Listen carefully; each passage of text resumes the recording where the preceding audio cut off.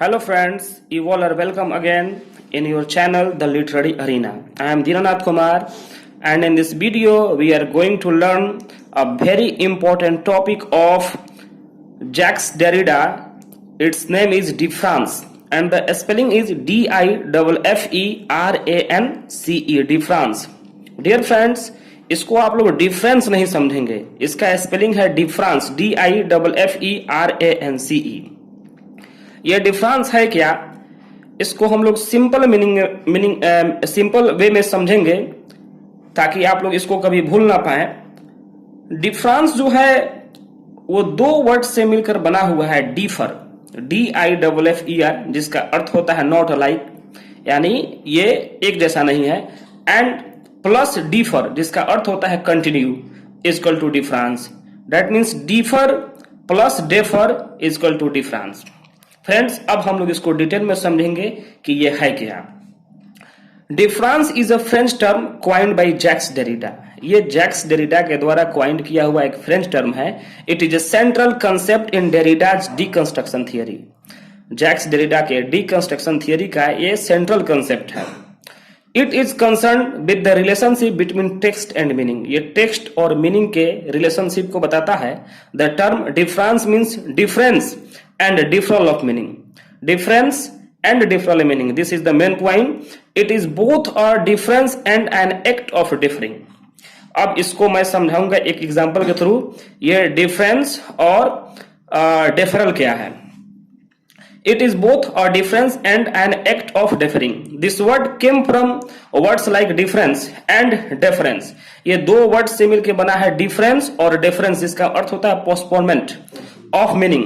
All the written words have this concept of difference. कोई भी written words होता है इसी कंसेप्ट पे काम करता है। Meaning keeps on changing. Meaning जो है वो बदलते रहता है, वो स्टेबल नहीं होता है। Here post structuralism is different from structuralism, meaning a word is not fixed and it continuously keeps on changing. यानी कोई भी मीनिंग का, कोई भी वर्ड का जो मीनिंग होता है वो स्टेबल नहीं होता है, वो फिक्स्ड नहीं होता है, वो बदलते रहता है। We never get permanent or absolute meaning of a word. According to Derrida, when we speak a word or signifier, it will result in another signifier, not to a signified. Okay, this is the main point. So there is a chain of signifiers. इसलिए यहाँ पर signifiers का chain होता है, no constant meaning and signified.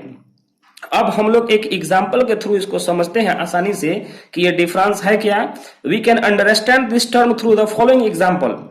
Differ plus defer equal to difference. Friends, आप देखेंगे यहां सी है और उसके साथ एटी जुड़ा हुआ है। C plus A T equal to cat, B plus A T equal to bat, H plus A T equal to hat. Friends, हम लोग देखेंगे यहाँ पे कि इसका जो फर्स्ट लेटर है, यहाँ सी है, यहाँ बी है, यहाँ एच है।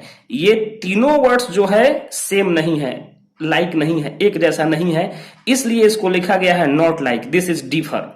और दूसरा देखते हैं हम लोग, ये है डेफर, यानी कंटिन्यू। 80 80 80, ये तीनों लेटर्स के साथ 80 80 80 जुटा हुआ है, तो इससे एक नया वर्ड बनता है C plus 80 equal to cat, B plus 80 equal to bat, H plus 80 equal to hat. यानी हम लोग देखते हैं कि ये फर्स्ट लेटर जो है वो डिफर है, वो एक जैसा नहीं है, लेकिन बाद वाला जो हम लोग ये ए और टी को जोड़े हैं दोनों में, तो वो क्या है, वो कंटिन्यू चल रहा है, कंटिन्यूअस है।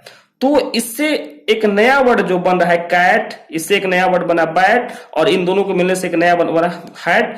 तो यही जो है कहलाता है डिफरेंस। एक और एग्जांपल हम लोग देखते हैं। P plus I N equal to pin, B plus I N equal to bin, S plus I N equal to sin. यहां पे हम लोग देखते हैं ये P, B और S, ये तीनों क्या है, ये डिफर कर रहा है। ये तीनों मीनिंग जो है, तीनों स्पेलिंग जो है वो अलग अलग है, लेकिन बाद में P के साथ आई एन जुड़ा है, B के साथ आई एन जुड़ा है और S के साथ आई एन जुड़ा है, और इनके कंटिन्यूअस जुड़ने से एक नया वर्ड बन रहा है। यहाँ पिन, यहाँ हो गया बिन और यहाँ हो गया सिन। तो इस प्रकार एक नए वर्ड का निर्माण होता है। एक P से एक नए वर्ड, B से एक नए वर्ड और S से एक नए वर्ड का निर्माण होता है। यही जो है क्वाइंट जो हो रहा है नए वर्ड्स, इसी को हम लोग लिटरेचर में डिफरेंस कहते हैं। थैंक यू फ्रेंड्स, हम मिलते हैं नेक्स्ट वीडियो में। मेरे चैनल को लाइक करें, सब्सक्राइब करें, शेयर करें। Thank you very much.